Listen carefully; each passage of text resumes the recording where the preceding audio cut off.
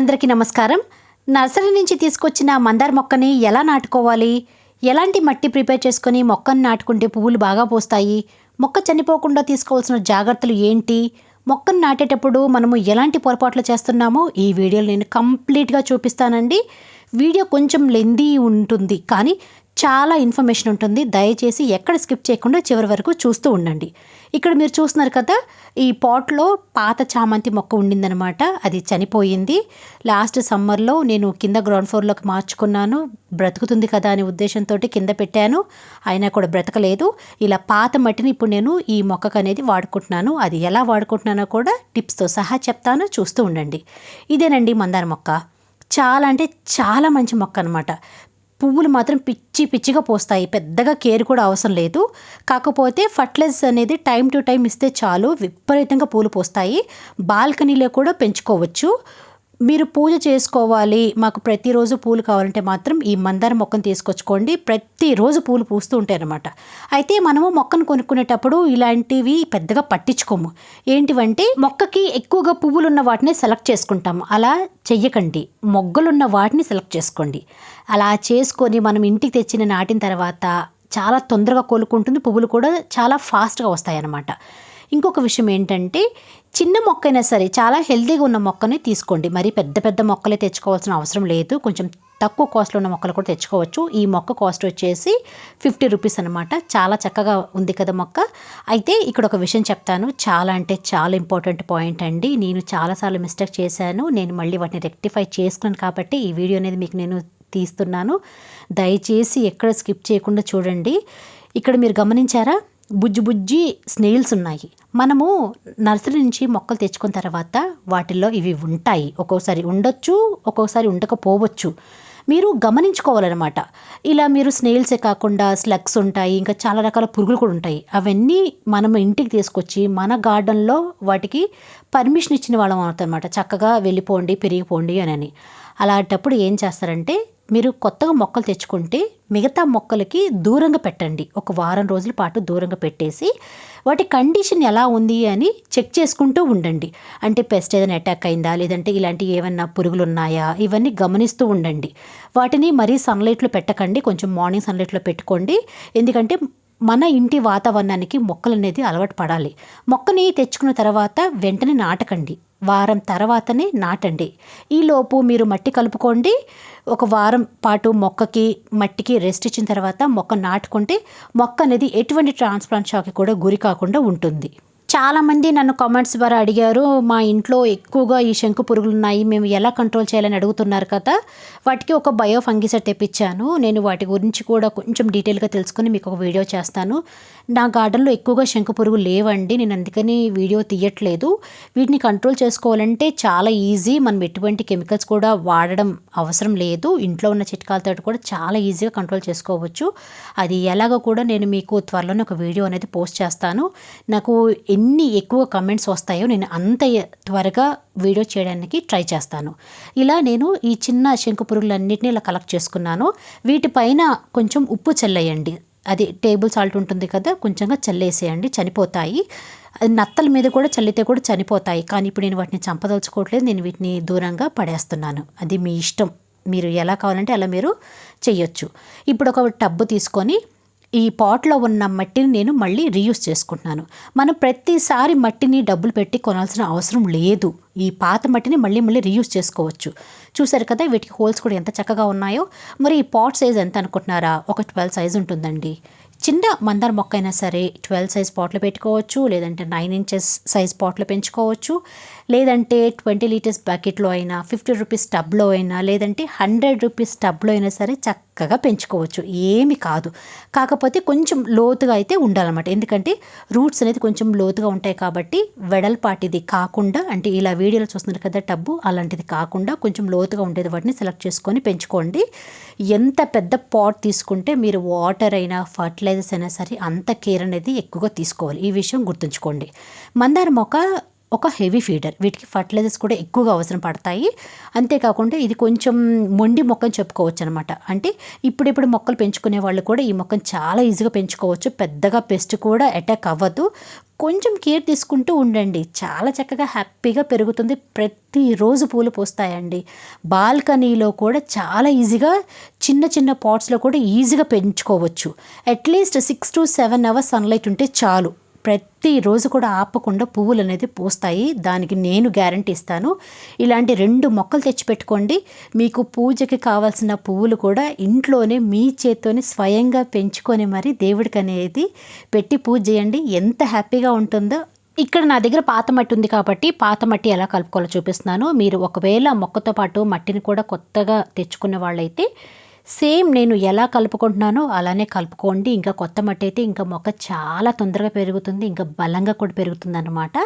కాకపోతే పాత మట్టి అనేది ఎలా వాడుకోవాలని చాలామందికి డౌట్ ఉంటుంది కాబట్టి నేను ఇలా పాత మట్టిని ఎలా వాడుకోవాలో చూపిస్తున్నాను. మీకు ఇంకా చక్కగా మొక్కలు పెరగాలంటే టైం ఉంటే మాత్రం ఈ మట్టిని కొంచెం ఎండ పెట్టండి. అలా పెట్టడం వల్ల ఏదైనా సరే చెడు బ్యాక్టీరియా ఉంటే కూడా చనిపోతుంది. కాకపోతే నాకు ఇక్కడ వర్షం పడుతుంది, నాకు ఇప్పుడు ఆ ఛాన్స్ లేదు. నేను అందుకని డైరెక్ట్గా మట్టిని ఇలా కలుపుకొని మొక్క అనేది నాటుకుంటున్నాను. మట్టి ఎంత తీసుకున్నానంటే ఒక వంతు మట్టి తీసుకుంటే అందులో పావు భాగం వరకు కంపోస్ట్ తీసుకోవచ్చు. ఏ కంపోస్ట్ తీసుకుంటే మంచిదంటే వర్మి కంపోస్ట్ అయినా, కౌ మెన్యూర్ అయినా, లేదంటే కిచెన్ వేస్ట్ కంపోస్ట్ అయినా సరే తీసుకోవచ్చు. కాకపోతే కిచెన్ వేస్ట్ కంపోస్ట్ తీసుకుంటే మాత్రం అది చక్కగా డీకంపోజ్ అయ్యి ఉండాలి. హాఫ్ డీకంపోజ్ అయింది మాత్రం తీసుకోకండి. అలా తీసుకుంటే మళ్ళీ ఫంగస్ ఫామ్ అవుతుంది, మొక్క చనిపోయే ఛాన్సెస్ అనేది ఎక్కువగా ఉంటుంది. కాబట్టి కిచెన్ వేస్ట్ కంపోస్ట్ వాడుకునే వాళ్ళైతే ఈ విషయం అనేది మర్చిపోకుండా జాగ్రత్తగా మొక్కననేది నాటుకోండి. ఇలా కంపోస్ట్ వేసుకున్న తర్వాత ఇందులో మళ్ళీ కొన్ని ఫర్టిలైజర్స్ అనేది కలుపుకోవాలి. ఆ ఫర్టిలైజర్స్ ఏంటంటే ఫస్ట్ది వచ్చేసి నీమ్ కేక్ పౌడర్, వేప పిండి. వేప గింజల నుంచి నూనె తీసిన తర్వాత వచ్చిన పల్పుని ఇలా పౌడర్ ఫామ్గా చేసి ఆన్లైన్లో అమ్ముతారు. వీటిని తెచ్చుకోవచ్చు, లేదంటే నర్సరీలో కూడా ఉంటుంది. ఇది ఒక చిన్న గుప్పెడంత వరకు వేసుకోవాలి. ఇది వేసుకోవడం వల్ల మొక్కకి ఏదైనా సరే చెడు బ్యాక్టీరియా ఉంటే చాలా వరకు కంట్రోల్ చేస్తుంది. నెమటోడ్స్ అయినా లేదంటే వేరే ఏదైనా సరే మొక్కకి హాని కలిగించేది ఉంటే అది కంట్రోల్ చేస్తుంది అనమాట. నెక్స్ట్ వన్ వచ్చేసి ఎప్సమ్ సాల్ట్. ఇందులో మెగ్నీషియం సల్ఫేట్ ఉంటుంది. ఇది చాలా మంచిదండి, మొక్కల గ్రోత్కి ఇది చాలా అవసరం. లీవ్స్ అనేది చాలా బ్రైట్గా షైనీగా వస్తాయి, చాలా గుబురుగా కూడా ఉంటుందన్నమాట మొక్కకి. ఇది 2 టేబుల్ స్పూన్ల వరకు ఇవ్వచ్చు. ఆ తర్వాత వచ్చేసి మస్టర్డ్ కేక్. ఇది పౌడర్ ఫామ్లో ఉంటుంది, అంతేకాకుండా ఇలా కేక్ ఫామ్లో కూడా ఉంటుంది. ఆవాల నుంచి నూనె తీసిన తర్వాత వచ్చిన పిప్పిని ఇలా కేక్స్ ఫామ్లో చేసి ఆన్లైన్లో అమ్ముతారు, బయట కూడా దొరుకుతుంది. మీరు ట్రై చేసి ఇది కూడా తప్పకుండా సాయిల్ మిక్స్లో కలుపుకోండి. పువ్వులు మాత్రం చాలా చక్కగా పూస్తాయండి. పువ్వులు పూసే మొక్కలకైతే ఎంత చక్కగా పనిచేస్తుందంటే అంత చక్కగా పనిచేస్తుంది. ఇలా చిన్న పీసెస్ కట్ చేసి వేసుకుంటే అది తొందరగా మట్టిలో కలిసిపోతుంది. నెక్స్ట్ వన్ వచ్చేసి బోన్ మీల్. దీని గురించి ఒక విషయం చెప్తాను. ఇది పశువుల ఎముకలతో తయారు చేసిందనమాట. ఇది చాలామందికి వాడడం ఇష్టం ఉండకపోవచ్చు, కానీ ఇది వాడడం వల్ల మొక్కల గుట్టికి చాలా మంచిదండి. ఒక చిన్న గుప్పెడి వరకు ఇది కూడా తీసుకోవచ్చు. మాకు ఇది వాడడం ఇష్టం లేదు, మేము ప్యూర్ వెజిటేరియన్స్ అనుకునే వాళ్ళు ఏం చేస్తారంటే మీరు ఇలా మట్టి కలుపుకునేటప్పుడే కొంచెంగా బూడిదైనా లేదంటే ఎండిన మునగాకు పొడి అయినా లేదంటే కొంచెం సున్నమైనా అలాంటివి కలుపుకోవచ్చు. ఇవన్నీ కాదు మా వల్ల కాదు అనుకుంటే మాత్రం ఆన్లైన్లో రాక్ ఫాస్ఫేట్ ఉంటుంది, అది కూడా తెచ్చుకొని వాడుకోండి. వాటి గురించి కూడా వీడియోలు కావాలంటే కామెంట్ చేయండి, తప్పకుండా మీకోసం వీడియో చేస్తాను. ఇలా బాగా మట్టిని అన్నీ కలిసేలాగా కలుపుకోవాలి. టెర్రస్ గార్డెన్లో ముఖ్యంగా ఇలా పాట్స్లో అయినా లేదంటే గ్రో బ్యాగ్స్లో అయినా లేదంటే టబ్స్లో అయినా సరే మొక్కలు పెంచుకుంటూ ఉంటారు కదా, వాళ్ళు ఈ విషయం చాలా అంటే చాలా జాగ్రత్తలు పాటించండి. ఏంటంటే మట్టి ఎంత బలంగా ఉంటే మొక్కలు అంత చక్కగా పెరుగుతాయి. చాలామంది లిక్విడ్ ఫర్టిలైజర్స్ మీద ఎక్కువ కాన్సన్ట్రేషన్ అనేది చేస్తూ ఉంటారు. అది చెయ్యొచ్చు, కానీ అది అంత ఎఫెక్ట్ అనేది మొక్కపైన చూపించదనమాట. అది ఒక సపోర్ట్ మాత్రమే మొక్కకు అనేది ఇస్తుంది. మొక్క ఎప్పుడైనా సరే బలంగా పెరగాలంటే వాటి రూట్స్ అని చక్కగా డెవలప్ అవ్వాలి. అలా అవ్వాలంటే మట్టి బలంగా ఉండాలి. ముఖ్యంగా ఇలా పాట్స్లో పెరిగే మొక్కలకైతే ఇలాంటి సాయిల్ అనేది చక్కగా ప్రిపేర్ చేసుకొని మొక్క నాటుకున్న తర్వాత అది ఒక కొంచెం పెరిగిన తర్వాత రెగ్యులర్గా లిక్విడ్ ఫర్టిలైజర్స్ అయినా సాలిడ్ ఫర్టిలైజర్స్ అయినా ఇస్తే అప్పుడు హ్యాపీగా పెరుగుతూ ఉంటుంది. ఈ విషయం మాత్రం అసలు మర్చిపోకండి. చూశారు కదా, పాట్ తీసుకున్నాను, హోల్స్ పెట్టుకున్నాను, డ్రైన్ హోల్స్ని ఇలా కొబ్బరి చిప్పల పెంకులతో కవర్ చేసుకున్నాను, మట్టి కలుపుకున్నాను. మట్టి కూడా గమనించండి, పొడి పొడిలాడుతూ ఉంది. చాలా పోరస్గా ఉండాలన్నమాట ఎప్పుడైనా సరే మట్టి అనేది. మరి ముద్దగా ఉండకూడదు, మరి బండగా ఉండకూడదు. ముద్దగా ఉందనుకోండి, వాటర్ ఎక్కువసేపు నిలబడిపోయి వేర్లు కుళ్ళిపోయి మళ్ళీ మొక్క అనేది చనిపోతుంది. మరి బండగా ఉందనుకోండి, వేర్లు అనేది చక్కగా డెవలప్ అవ్వవు. మనం ఎన్ని జాగ్రత్తలు తీసుకున్నా, ఎన్ని ఫర్టిలైజర్స్ ఇచ్చినా కూడా వేస్ట్ అయిపోతాయి అనమాట. మట్టి అనేది చాలా ఇంపార్టెంట్ రోల్ ప్లే చేస్తుంది. ఈ విషయం మీరు మర్చిపోకండి. ఎందుకంటే ఇది లేనిదే మీరు ఎన్ని జాగ్రత్తలు తీసుకున్నా, ఎంత కేర్ తీసుకున్నా కూడా మొక్క అనేది హెల్తీగా బ్రతకదు. నేలలో పెరిగే మొక్కలకైతే ఇంత పెద్ద కేర్ తీసుకోవాల్సిన అవసరం లేదు. ఈ పాట్లో పెరిగే మొక్కలకే మనం చాలా అంటే చాలా కేర్ అనేది తీసుకోవాలి. ఇలా మట్టి సగానికి వరకు నింపుకోండి. నింపుకున్న తర్వాత మీరు ఏ మొక్కను నాటుకుంటున్నారో ఆ మొక్కను ఇందులో పెట్టేసుకోవచ్చు. ఒకసారి ట్యాప్ చేయండి. ఇలా చేయడం వల్ల ఎయిర్ గ్యాప్స్ ఏమైనా ఉంటే రిలీజ్ అవుతాయి. ఇక్కడ ఒక విషయం చెప్తాను. ఇక్కడ నేను మీకు ఎగ్జాంపుల్ కోసం జస్ట్ మందార మొక్కని చూపిస్తున్నాను. ఈ ప్లేస్లో మీరు ఏ మొక్కని సరే నాటుకోవచ్చు. అది పండ్ల మొక్కలైనా, కూరగాయ మొక్కలైనా, లేదంటే ఇలాంటి పూల మొక్కలైనా సరే నాటుకోండి. పూజ చేసే మొక్కలు మాత్రం నాటకండి. ఎందుకంటే మనం ఇందులో బోన్బిల్ కలుపుకున్నాం కదా. అంటే బిల్వపత్రము, తులసమ్మ, శంకుపూలు మొక్కలు, లేదంటే ఉసిరి మొక్కలు అలాంటివి మాత్రం కొంచెం అనేది అవాయిడ్ చేయండి. మిగతా మొక్కలకి అన్నిటికీ ఇదే సాయిల్ మిక్స్ అనమాట. ఇక్కడ అడుగు వైపున మట్టి అనేది కొంచెంగా లూజ్ చేయాలి. ఎందుకు లూజ్ చేయాలంటే పాత మట్టిని మనం కొత్త మట్టితో కలుపుకోవాలి. రూట్స్ని చక్కగా మట్టిలో కలవాలంటే మాత్రం పాత మట్టిని తీసుకోవాలి. అంతేకాకుండా ఒక్కొక్కసారి ఈ మట్టి అనేది గట్టిగా బండలాగా ఉంటుంది, మరి ముద్దగా ఉంటుంది అనమాట. అలా ఉండడం వల్ల రూట్స్ అని చక్కగా డెవలప్ అవ్వవు. అంతేకాకుండా ఇక్కడ ఒక ప్రాబ్లం కూడా ఉంది. ఏంటంటే ఈ మొక్కని ఈ చిన్న బాస్కెట్లో పెట్టేశారు. అది ఏమవుతుందంటే రూట్స్ అనేది సరిగ్గా డెవలప్ అవ్వక మెల్లిమెల్లిగా మొక్క అనేది చనిపోతుంది అనమాట. మనకి పైన చూడడానికేమో మొక్క కొంచెం బాగుంటుంది, కానీ లోపలేమో ఇంత పెద్ద ప్రాబ్లం ఉంటుందన్నమాట. ఇవన్నీ మనకి తెలియదు. అందుకని జాగ్రత్తగా మనం మొక్కను తెచ్చుకునేటప్పుడే వాటికి ఏమైనా సరే ప్రాబ్లమ్స్ ఉన్నాయని తెలుసుకొని తనకి తగినట్టుగా మనము మార్చుకొని మొక్క నాటుకుంటే మొక్కలు హెల్తీగా ఉంటాయి. ఇప్పుడు ఈ ప్లాస్టిక్ బాస్కెట్ని తీసేయాలండి. నేను గార్డెనింగ్ స్టార్ట్ చేసే కొత్తలో వీటి గురించి పెద్దగా ఐడియా లేక డైరెక్ట్గా మట్టి కలుపుకొని మొక్కని అందులో పెట్టేసుకున్నాను. చాలా వరకు మొక్కలు చనిపోయాయి. ఎక్కువగా ఇండోర్ ప్లాంట్స్లో ఈ ప్రాబ్లం ఉంటుందన్నమాట. అవైతే కొంచెం కాస్ట్ కూడా ఎక్కువగా ఉంటుంది. నాకు అంతగా చెప్పేవాళ్ళు ఎవరు లేక చాలా వరకు నేను మొక్కలు పోగొట్టుకున్నాను. మీరు కూడా అలా కాకూడదనే ఈ వీడియో అనేది మీకు షేర్ చేస్తున్నాను. మరి ఇంత మంచి వీడియో అందరికీ రీచ్ అవ్వాలంటే మాత్రం తప్పకుండా మీరు లైక్ చేస్తారు కదా. అలా లైక్ చేస్తేనే కదా అందరికీ ఈ వీడియో అనేది రీచ్ అయ్యేది. ఇలా కట్ చేసేటప్పుడు ఇంకొక విషయం గుర్తుంచుకోండి. బాస్కెట్ మాత్రమే కట్ చేయండి, రూట్స్ మాత్రం కట్ చేయకండి. అలా ఎక్కువగా డిస్టర్బ్ చేశారంటే మాత్రం మళ్ళీ మొక్క ట్రాన్స్ప్లాంట్ షాప్కి వెళ్ళిపోతుంది, చనిపోయే ఛాన్సెస్ అనేది ఎక్కువగా ఉంటాయి. ఈ బాస్కెట్ మొత్తం నేను ఇలా కేర్ఫుల్గా తీసాను. కొంచెం టైం పట్టింది, కానీ తప్పదు. మొక్క బ్రతకాలంటే మాత్రం ఇలాంటి పనులని మనం చేసి తీరాల్సిందే. ఇప్పుడు వీటిని మనం ఏం చేయాలంటే మట్టిలో నాటుకోవాలి. ఇంకొక విషయం, కింద వైపు ఉంది చూడండి చిన్న స్టెమ్ అనేది, అది మనకు అవసరం లేదు, కట్ చేసేయాలి. మట్టిని కూడా కలుపుకున్న తర్వాత మొక్క నాటుకునేటప్పుడు కూడా మీరు ఏం చేస్తారంటే మార్నింగ్ అయినా లేదంటే ఈవినింగ్ టైంలో అయినా సరే మొక్కను అనేది నాటుకోండి. ఎండగా ఉన్నప్పుడు లేదంటే మధ్యాహ్నం పూట మాత్రం అస్సలు మొక్క నాటకండి. ఎండగా ఉంటే మొక్క అనేది కొంచెం స్ట్రెస్కి ఫీల్ అవుతుంది. మళ్ళీ పాపం తన్ని కోలుకోవడానికి టైం అనేది ఎక్కువగా పడుతుంది. కాబట్టి కొంచెం ఎండ లేనప్పుడు మాత్రమే మొక్కను అనేది నాటుకోండి. ఇలా పెట్టేసిన తర్వాత మనం కలుపుకున్నాం కదా మట్టిని, కొంచెం గ్యాప్ ఉండేలాగా మట్టిని నింపుకోండి. కంప్లీట్గా నింపకూడదు, జస్ట్ 1 ఇంచ్ వరకు గ్యాప్ ఉంచేసి ఆ తర్వాత మట్టిని నింపుకోండి. ఎందుకు అలా చేయాలంటే మనము పాట్లో పెంచుకుంటున్నాం కదా, మళ్ళీ ఒక 6 మంత్స్ తర్వాత అయినా లేదంటే 1 ఇయర్ తర్వాత అయినా సరే ఫ్రెష్గా సాయిల్ ప్రిపేర్ చేసుకొని ఇందులో మట్టి అనేది నింపుకోవచ్చు. అందుకని కొంచెం గ్యాప్ అనేది ఇవ్వాలి. అంతేకాకుండా ఫ్యూచర్లో మనము సాలిడ్ ఫర్టిలైజర్స్ కూడా ఇస్తాం కదా, అలాంటప్పుడు కూడా కొంచెం గ్యాప్ అనేది ఉండాలి. మరి ఎక్కువ గ్యాప్ మాత్రం ఉంచకండి. వర్షాకాలం కదా, ఎక్కువ గ్యాప్ ఇస్తే మాత్రం నీళ్ళు అనేది ఎక్కువసేపు నిలబడిపోతాయి. మళ్ళీ అలా ఉంటే ఇంకొక ప్రాబ్లం క్రియేట్ అయ్యి చేసిన వాళ్ళం అవుతాం. కాబట్టి కొంచెం 1 or 1.5 ఇంచ్ మాత్రమే గ్యాప్ ఉండేలా చూసుకోండి. ఇలా గట్టిగా ప్రెస్ చేయండి. చక్కగా ప్రెస్ చేసిన తర్వాత మళ్ళీ ఒకసారి ట్యాప్ చేయండి. ఇలా చేసిన తర్వాత మొక్కని మీరు నీడలు పెట్టుకోవాలి, ఎండలో మాత్రం పెట్టకండి.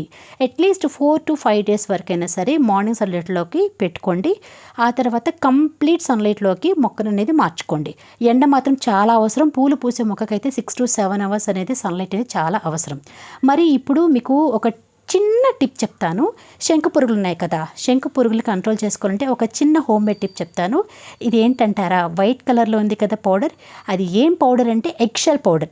అంటే ఆమ్లెట్ వేసిన తర్వాత వచ్చిన ఎగ్షెల్స్ ఉంటాయి కదా, వాటిని నీట్గా వాష్ చేసి ఎండకి బాగా ఎండబెట్టేసి మిక్సీలో వేసి ఇలా పౌడర్గా చేసి నేను స్టోర్ చేసుకున్నాను. మీరు చక్కగా ఈ టిప్ వాడండి, చాలా వరకు మనము శంకు పురుగుల్ని కంట్రోల్ చేసుకోవచ్చు. మేము ఎగ్గు తినమండి, మరి ఎలా అంటే మీరు బూడిదని చల్లుకోవచ్చు, లేదంటే దాల్చిన చెక్క పొడి చల్లుకోవచ్చు, లేదంటే బేకింగ్ సోడా కూడా కొంచెంగా మట్టి పైన చల్లుకోవచ్చు. ఇంకా వీటిని కంట్రోల్ చేసుకుంటే చాలా పద్ధతులు ఉన్నాయి, వాటి గురించి ఒక వీడియో అనేది త్వరలో చేస్తాను. ఈ ఎగ్షెల్ పౌడర్ తోటి 2 యూజెస్ ఉన్నాయి. ఏంటంటే ఇది ఒక పెస్ట్ కంట్రోల్గా కాకుండా ఫర్టిలైజర్గా కూడా మొక్కలకి చక్కగా యూజ్ అవుతుంది అనమాట. ఇందులో కాల్షియం ఉంటుంది కాబట్టి మొగ్గలు రాలిపోకుండా ఉంటాయి. పువ్వులు కూడా చక్కటి సైజులో మంచి కలర్లో చాలా ఎక్కువగా పోస్తాయి అనమాట. చాలా అంటే చాలా మంచిదండి. మీకు వీలైతే ఇది కూడా వాడండి. వీటిని మీరు ఇలా చిన్న డబ్బాలో వేసి స్టోర్ చేసుకోవచ్చు. చక్కగా ఎన్ని రోజుల వరకైనా స్టోర్ చేసుకోవచ్చు, అస్సలు పాడవ్వదు. నేను ఇలా డబ్బాలో వేసి స్టోర్ చేసుకున్నాను. మరి మొక్క నాటిన తర్వాత ఇంకా అసలైన పని ఉంది కదా, అది ఏంటంటే ఎప్సమ్ సాల్ట్ వాటర్ ఇవ్వడం. మీకు ఇక్కడ ఒక డౌట్ వచ్చి ఉంటుంది, మట్టిలో మనము ఎప్సమ్ సాల్ట్ కలిపాం కదా, మళ్ళీ వాటర్లో ఎందుకు కలపాలి అని డౌట్ ఉంది కదా. మనం మట్టిలో కలుపుకున్నది అది స్లో రిలీజ్ ఫర్టిలైజర్ అండి. మొక్క పైన ఎఫెక్ట్ చూపించడం కోసం కొంచెం టైం అనేది తీసుకుంటుంది. అదే ఇలా లిక్విడ్ ఫామ్లో ఇచ్చామనుకోండి, కొంచెం ఇన్స్టెంట్గా మొక్కకి అందుతుందనమాట. ఇది ఇవ్వడం వల్ల ఎలాంటి యూజెస్ ఉన్నాయంటే, మనము రూట్స్ అనేది ఎక్కువగా డిస్టర్బ్ చేసాం కదా, ఆ డిస్టర్బ్ అయినప్పుడు ఒక షాక్ అనేది మొక్క గురవుతుంది అనమాట. అంటే మీరు గమనించారా, ఎప్పుడైనా సరే మొక్క నాటిన ఒక 2 డేస్ అయినా లేదంటే నెక్స్ట్ డేకైనా సరే కొంచెం వడలిపోయినట్టుగా వాడిపోయినట్టుగా మొక్క అవుతుంది కదా, అలా కాకుండా ఉండాలంటే ఈ ఎప్సమ్ సాల్ట్ వాటర్ అనేది చాలా యూజ్ అవుతాయి. చక్కగా మొక్కకి పైన నుంచి కింద వరకు స్నానం చేయించేసి కలుపుకున్న వాటర్ని కూడా కంప్లీట్గా ఇవ్వండి. ఎంతవరకు ఇవ్వాలంటే డ్రైన్ హోల్స్ నుంచి వచ్చేంత వరకు ఇవ్వాలి. అలా ఇస్తేనే మట్టి బాగా తడుస్తుంది, రూట్స్ వరకు కూడా ఈ ఎప్సమ్ సాల్ట్ వాటర్ అనేది వెళ్తాయి.